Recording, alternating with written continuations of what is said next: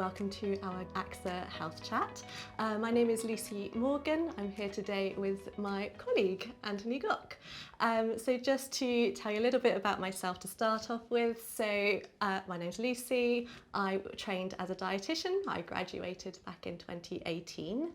I then worked in the NHS for a couple of years, and now I work for AXA Health, doing health coaching for our clients, but also I'm involved in creating and delivering webinars. I'm also there to answer any diet and nutrition queries for our members as well. I'm Anthony Glock. I've been working for AXA Health now for 4.5 years.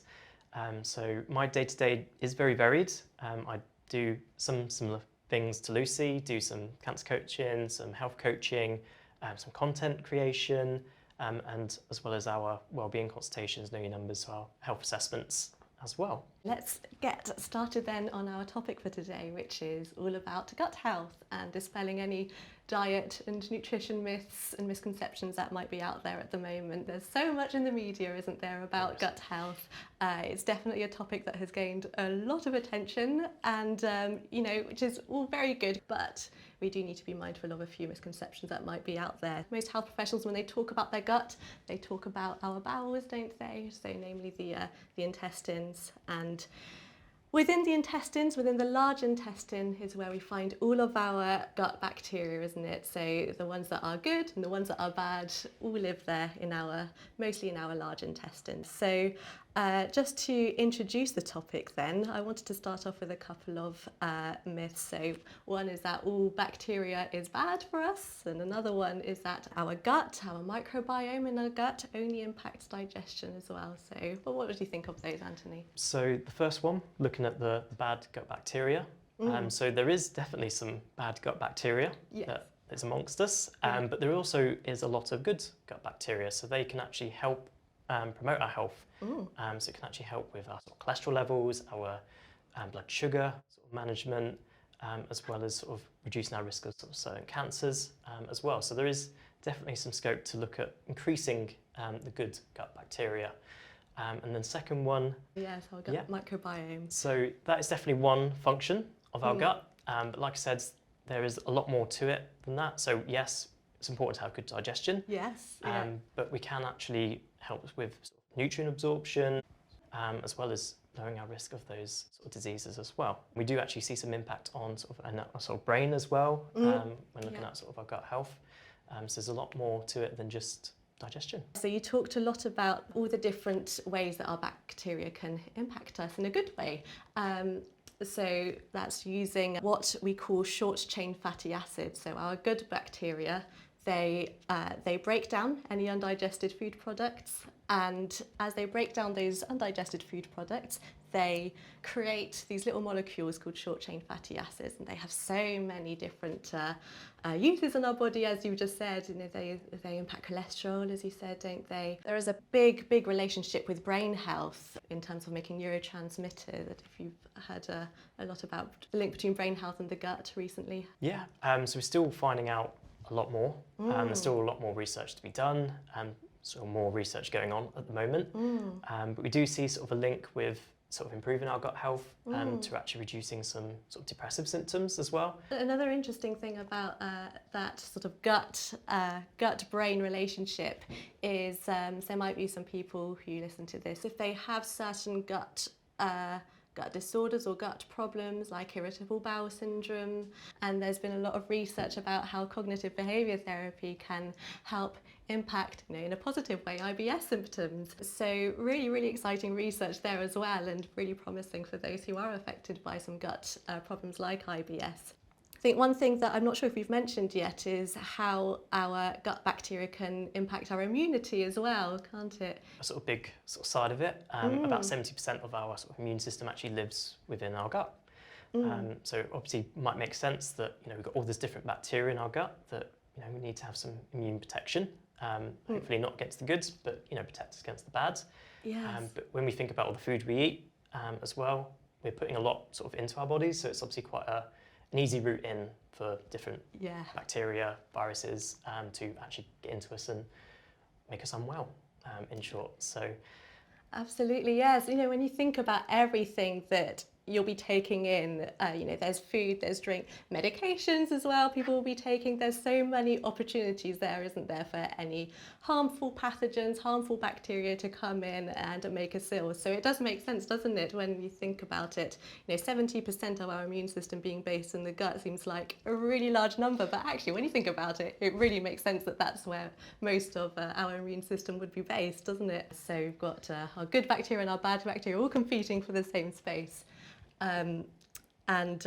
That is the reason why we need a lot of variety in our diet, because we want to think about our gut a little bit like an ecosystem, like for instance the coral reefs or any other ecosystem that's there in the world. A marker of a very healthy ecosystem is that variety. So getting that variety of bacteria that can compete against the bad bacteria for nutrients, for space within the gut is really what makes our gut healthy, getting that variety in there. Another sort of myth where people think for gut health, I need to cut some foods out. That's the only way to keep my gut healthy. Yeah. What are your thoughts around that one? When people have certain symptoms, certain gut symptoms, digestive issues like constipation or diarrhea or bloating, all sorts of things like that, pain in the stomach area as well. And I think people are very often tempted to just cut out lots and lots of foods all at once. They might have heard some myths in the media saying that you need to cut out all of these foods because only these ones are good for the gut, and that isn't the case at all. The best way to find that out is to keep a food and symptom diary, so noting down everything that you eat and drink during the day alongside any symptoms that you might be having. And you can use that to spot any patterns between what you're eating and the symptoms that you're getting. So you might find that, I'm getting a really bad bout of pain in my tummy right after I eat this food. And so you trial without that food for a few days, see if it helps. If it doesn't help, you can bring it back into your diet. So there's a method of going about these things to try and figure out if there are any foods that might be causing you issues. But I would say the number one thing when you are getting symptoms like this is to really go to your GP first, and not to start cutting out lots and lots of foods that you might not be sure if that's even causing you the problems. Which I guess brings us on as well to intolerance tests. So there might be lots of people. I don't know if you've seen many people in your line of work that go straight to intolerance tests when that sort of thing happens. Yeah. I've definitely sort of spoke to a few people that have done sort of a few sort of intolerance tests or sort of allergy tests, sort of genetic testing, to sort of kind of work out what maybe they should be eating to for their genes, for their sort of makeup. Yeah. But it does get very confusing. You get a whole, I guess, sort of booklet.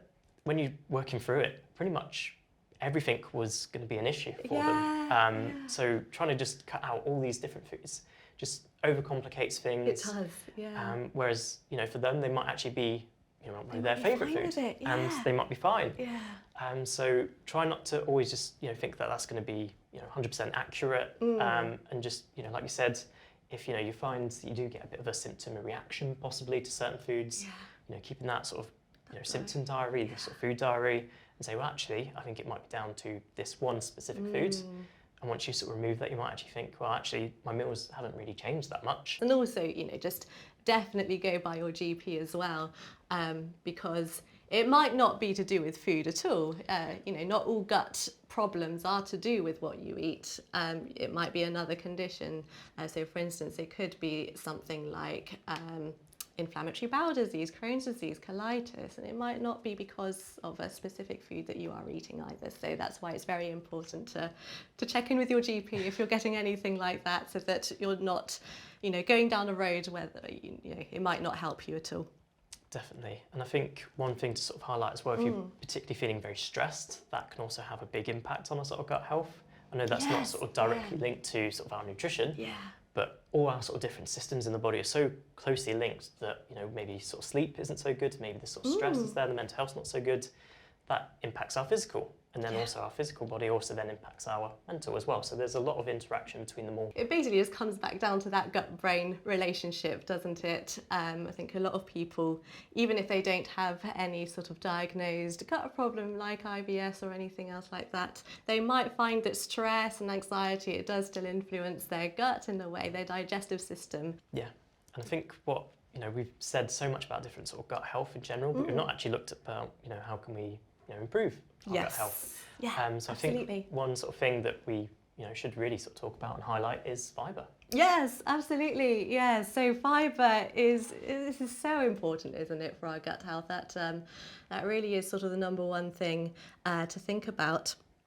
And particularly when we're thinking about fibre, is getting that variety in there. Definitely. And we find sort of fibre in lots of different sort of food groups. Yes, So one of the first ones that come to mind is our fruit and vegetables. So that's obviously quite a big source of our fibre. But we also have like our whole grains, our beans, our lentils, so all sort of plant-based foods are the ones that we should be aiming for. And like I said, getting that variety, eating the rainbow, lots of different colours to get all the different vitamins and minerals. So it's not just fibre we get through our whole grains, our beans, pulses, fruit and veg. Also helps with a lot of other different sort of systems throughout the body. Not all fibre is exactly the same, so hence why we do need to get that, variety. We also do have two different sort of types of fibre. So we do have our soluble and our insoluble. They both have a couple of different, I guess, jobs. So with our insoluble fibre, it tends to bulk out our stools quite a lot, which can be really, really helpful to keep things moving through our digestive tract. So it tends to be found in sort of the more tougher fibres that we find in our foods, like skins, for instance, and seeds, stalks, for instance, on our vegetables as well. A sort of tougher fibre, whole grains as well. We've got our soluble fibre, as you said too, which tends to form a little bit of a gel with water, and that can make our stools very nice and soft, and again easier to pass that way too. But also, really good impacts on our blood cholesterol and our blood glucose levels as well. So soluble fibre has a few different roles in the body, and it all really, really helps to just overall keep things moving. Definitely. Yeah. And like you said there, water. We do need sort of water to sort of combine with our sort of soluble fibre, make that gel sort of substance. Also does help to keep things moving as well, the water. Yes, yeah, absolutely. So trying to get that sort of 6 to 8 glasses per day. And yes, I think a lot of people, when they think about drinking throughout the day, they think about water only, but actually, all sorts of fluids count towards our fluid intake. Yeah, definitely. So any milk, any sort of watery foods, sort of watermelon, very high content of water does contribute. So our fruit and vegetables, things like soup, any sort of liquidy base, fruit juice as well. I think it's actually, one point and sort of another myth really. Fruit juice smoothies, get everything I need, nice and sort of efficient way to get all the vitamins and minerals in. However, it's not quite as simple as that. It only actually counts as one of our 5 a day. Even if we just have, fruit juice with so many different ones sort of thrown in there, a smoothie, even if it is going to be sort of a litre, perhaps we drink. And that's because all that fibre is just broken down into the juice. It's gone. And then that releases all those sort of natural sugars that were locked in and amongst that fibre. So our blood sugar levels actually do spike quite a lot. We don't want to have lots and lots of it all in one day. We want to try and prioritise our whole fruits as much as possible, so we get all that lovely fibre that is so good for our gut. One thing we should definitely speak about, I know you sort of mentioned eating fibre helps to boost our good gut bacteria, but there's a certain fibre known as prebiotics that help to encourage them to sort of grow in sort of number. Some fibre are prebiotics, but not all fibre is a prebiotic. That's the reason why we want to try and get so many different sources of fibre in our diet throughout the day. Is one, just because of, as I said, in terms of just generally helping keep things moving throughout our digestive tract, but also getting that variety of different sources of fibre helps us get a variety of different prebiotics. So prebiotics are essentially food for our gut bacteria. So they feed on those prebiotics, so they escape digestion and so they are then fermented by our gut bacteria. And then they break those down into, and they produce short-chain fatty acids, which, as we said at the start, I think they just have so many different positive impacts on our body. Essentially, if you're getting a good range of fibre throughout the day, you're very likely getting enough prebiotics.